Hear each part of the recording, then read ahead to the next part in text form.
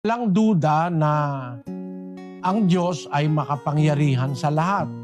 Pero hindi dahil sa ang Diyos makapangyarihan sa lahat ng gusto nating mangyari sa buhay natin, mangyayari na. That is a false hope. Yung mga unang Kristiyano kasi, naglingkod sa Diyos yun with unquestionable faith and diligence. Pero naka-encounter din sila ng mga problema sa buhay.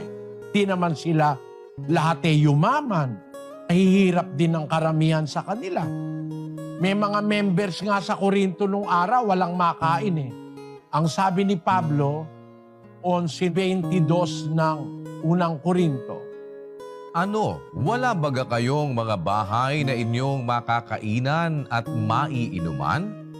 O niwawalang halaga ninyo ang iglesia ng Diyos?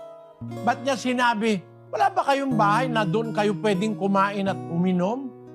Niwawalang halaga niyo ba ang iglesia ng Diyos? Hinihiya ba ninyo ang wala ng anuman?